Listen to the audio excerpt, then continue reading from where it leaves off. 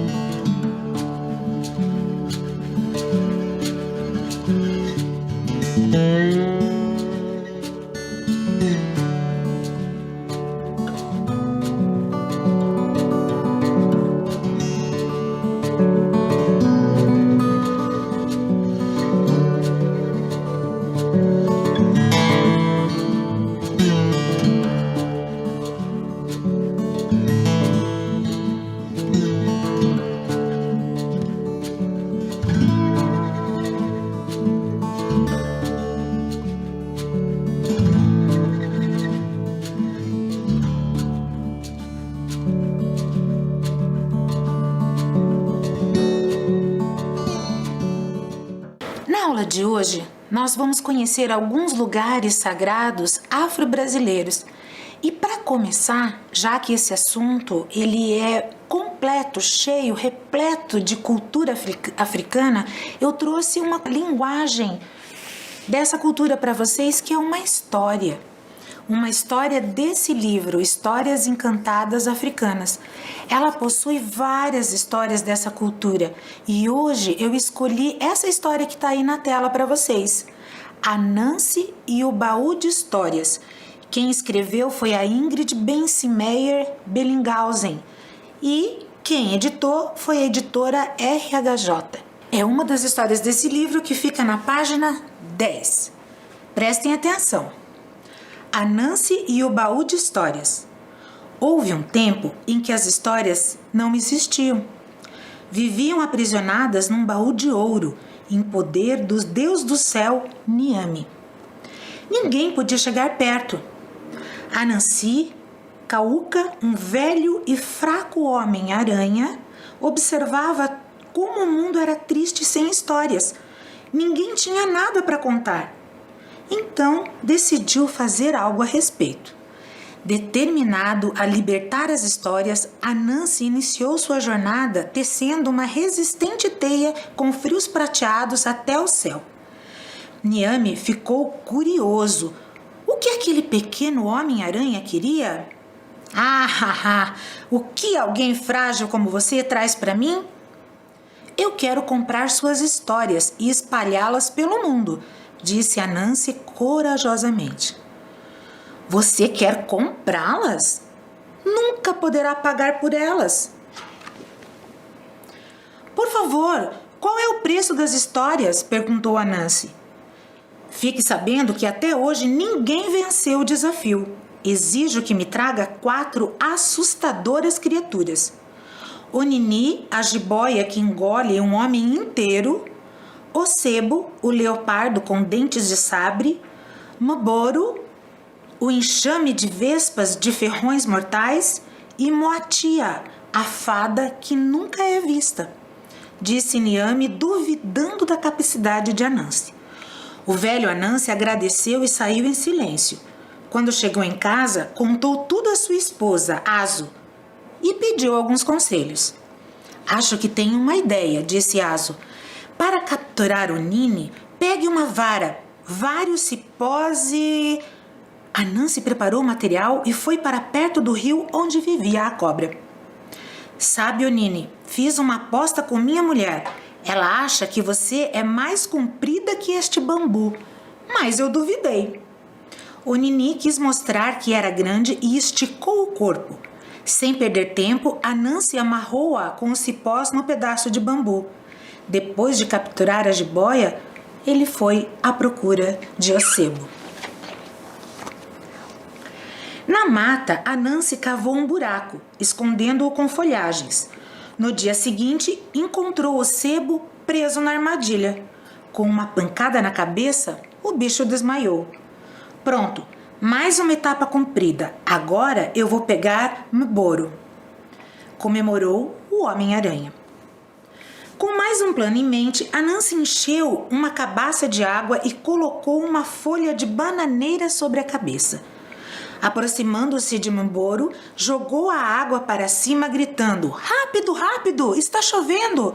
Protejam-se aqui dentro! Dito isso, as perigosas vespas voaram para dentro da cabaça, que Anansi tampou com a folha de bananeira.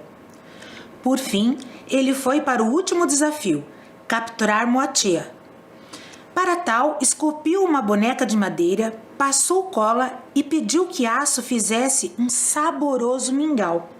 Colocou a boneca em pé com o mingau à frente. Depois, escondido atrás de uma árvore, Anansi ficou observando. Olá, bonequinha, posso experimentar o seu mingau? Perguntou Moatia, dançando. Como a boneca não respondeu, a fada ficou irritada e deu-lhe um empurrãozinho, dizendo: Como ousa não responder à fada das fadas? Mas Moatia, de repente, estava toda grudada na boneca. Socorro, socorro! Gritava ela. Então Anansi apareceu e ensacou a fada com a boneca de uma vez só. Feliz da vida, o velho seguiu para o castelo no céu, entregou as 4 criaturas de Niame, que não contava com a sua inteligência. Parabéns, Anansi! Agora você é dono das histórias, disse o Deus do céu, entregando a ele o baú de ouro. Anansi agradeceu e tratou de espalhar o tesouro das histórias por todo o mundo. Que bacana essa história, né? Veja, graças a Anansi, hoje nós podemos ouvir as histórias que são contadas no mundo todo, como essa, por exemplo. Essa história queria que fosse registrada de alguma forma lá no seu caderno de ensino religioso. Sabe como? Pega o seu caderno e copia lá no nome do nosso personagem de hoje. Copie o nome desse personagem e desenhe de uma forma que você o imagina. Quando eu comecei a contar a história, eu falei para vocês que tipo de personagem era o Anansi. Vocês conseguem imaginar quem que lembra? Eu falei no meio da história.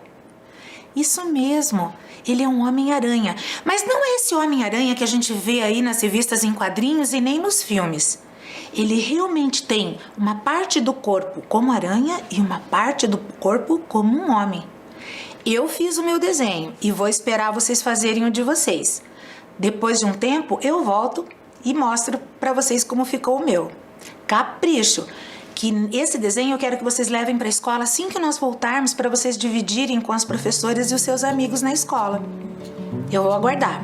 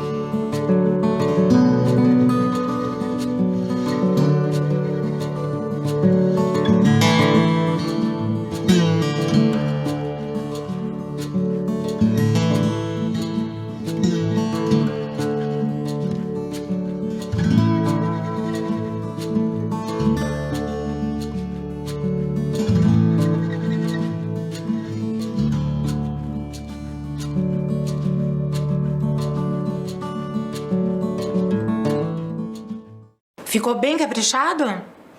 Então eu vou mostrar para vocês como ficou o meu desenho, como eu imaginei o Anansi. Olha lá, tem um corpo de homem, uma cabeça de homem, pernas de aranha e dentes de aranha. Gostaram? Então, guardem direitinho no seu caderno e compartilhe com seus amigos quando a gente voltar para a escola. Vamos começar então a nossa aula de hoje? Vamos lembrar um pouquinho sobre o que nós estudamos na aula passada. Vocês lembram? A professora mostrou esse mapa, que é o mapa da nossa cidade de Curitiba. E todas essas estrelinhas vermelhas eram o que mesmo? Isso mesmo, eram igrejas ucranianas. Nós conhecemos 10 igrejas ucranianas que existem aqui em Curitiba. Lembra que nós conseguíamos ver se realmente era uma igreja ucraniana quando ela tinha lá no seu telhado aquela construção em forma de meia bola? Então, é uma maneira da gente identificar uma igreja católica ucraniana. Lembra que aquela construção se chamava cúpula?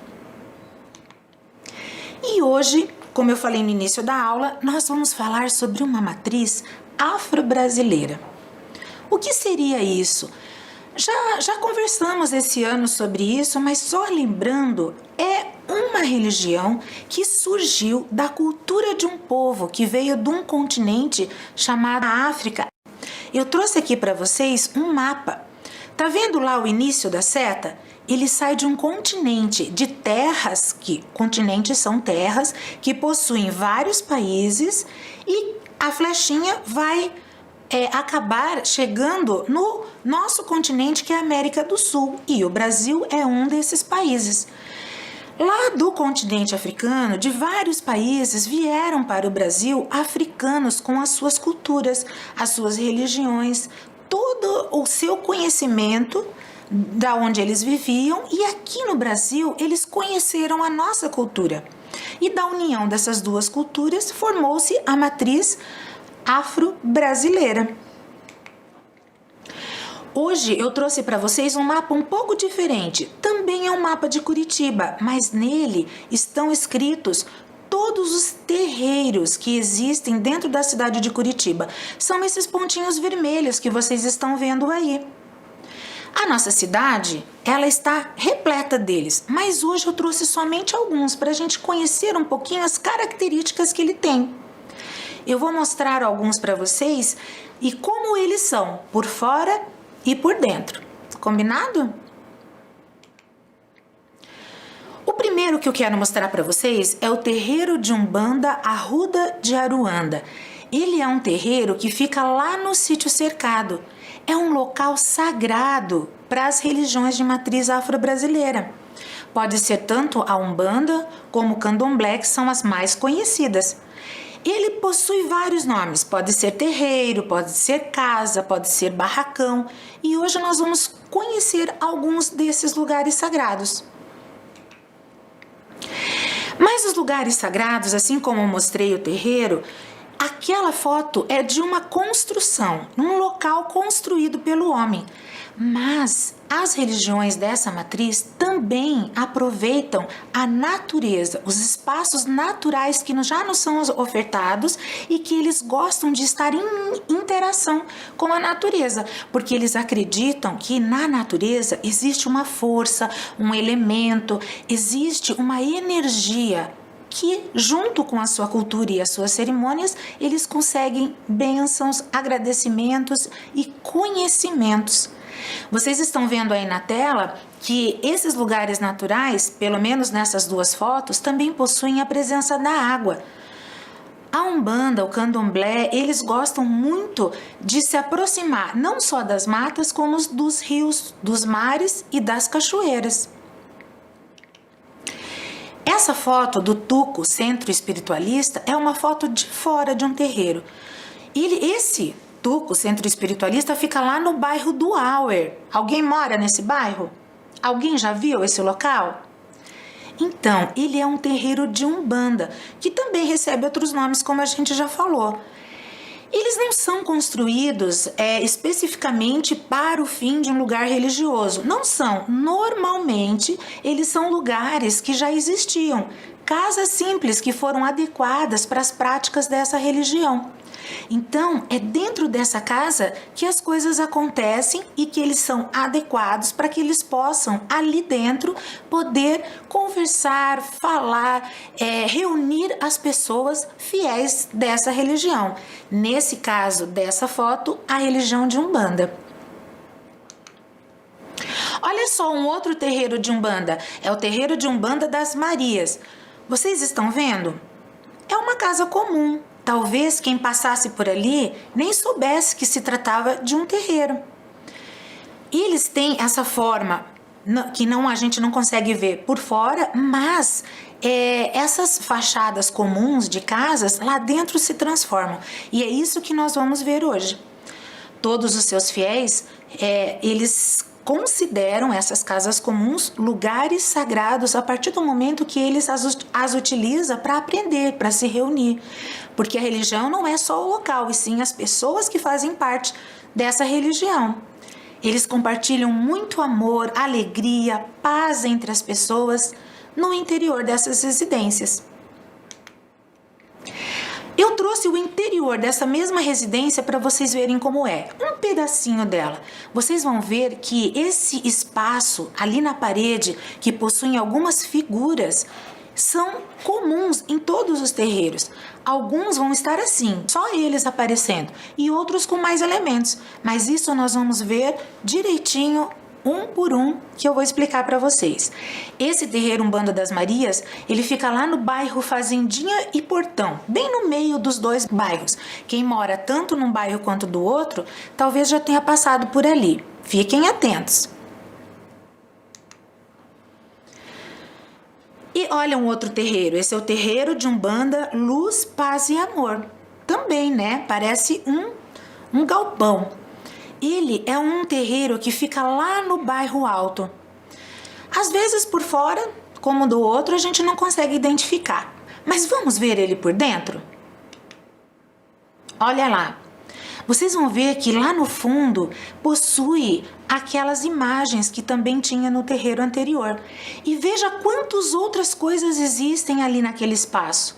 É um espaço bem grande, não é mesmo? Ali eles reúnem várias pessoas, por isso precisa ser tão grande. E as suas cerimônias normalmente fazem parte de danças, onde eles ficam em roda e daí eles precisam de todo esse espaço. O outro terreiro que eu trouxe para vocês é o terreiro de Umbanda Tia Serafina. Esse fica lá no bairro do Xaxim. Vejam lá no fundo. O mesmo espaço, os mesmos elementos das anteriores. O mesmo altar que a gente chama. E vocês estão vendo que os fiéis estão todos sentados no chão? Isso mesmo. O líder deve estar passando nessa foto informações sobre essa religião, porque as pessoas que vão lá querem aprender.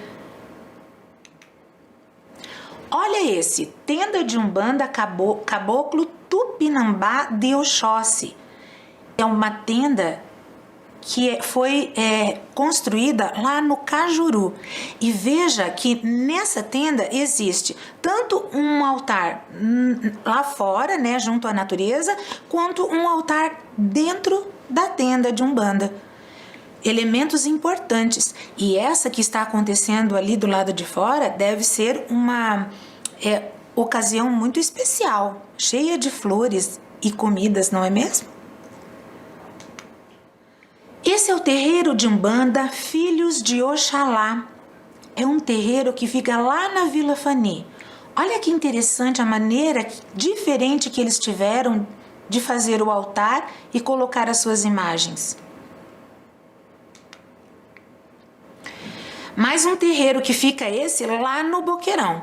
Terreiro de Umbanda Arcanjo Miguel. Esses lugares sagrados é preciso prestar muito atenção para que a gente possa reconhecê-los. Mas é muito interessante ver a diversidade que existe na nossa cidade de diferentes construções, de diferentes espaços que na realidade trazem a mesma religião. Fiquem atentos. Eu citei vários lugares hoje e, se não citei o seu bairro, preste atenção talvez no bairro das pessoas de quem você conhece. Se você reconhecer um deles, conte para as pessoas o quanto é bonito lá dentro e como é bacana as reuniões que lá ocorrem para aprenderem sobre essa matriz das religiões afro-brasileiras. Quanta coisa, né? Quantos terreiros, quanta diversidade nós temos na nossa cidade de Curitiba. Que bom conhecermos tudo isso e quem sabe daqui para frente ampliarmos muito mais o nosso conhecimento. Vamos para a nossa atividade do dia? Ela se chama Procure a Imagem Correta. Vamos lá? Qual meio de transporte os africanos utilizaram para chegar ao Brasil? Desenhe em seu caderno. Então vocês vão ver qual desses transportes, o caminhão, o navio ou a bicicleta, eles usaram para se transportarem da África até o Brasil. Lembrem que existe um mar entre eles. Qual meio de transporte você utilizaria? Eu vou dar um tempinho para vocês pensarem e desenharem no seu caderno.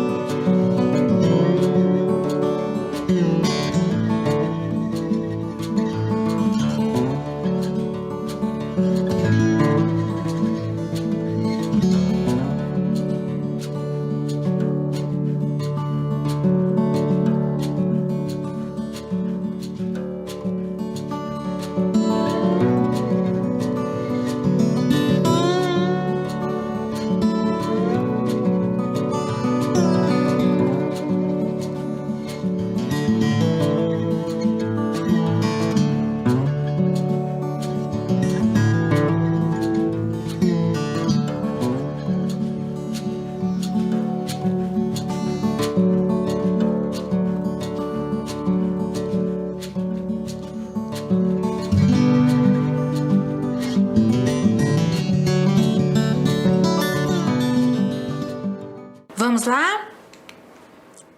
Quem chutou o navio? Quem respondeu o navio acertou. Isso mesmo. Agora, nós vamos fazer uma atividade juntas. Essa atividade se chama Relacione.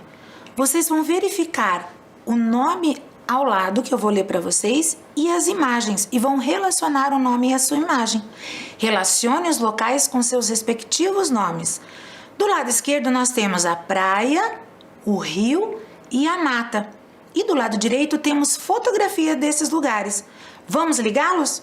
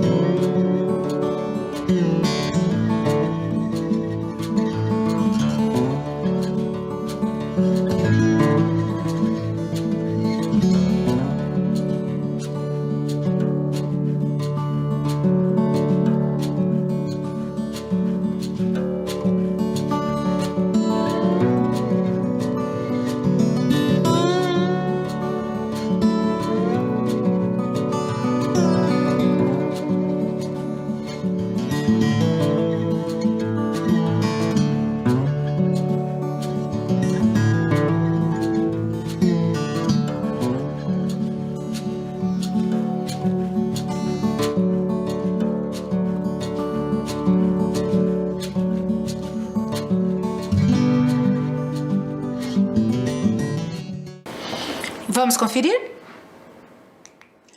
Praia.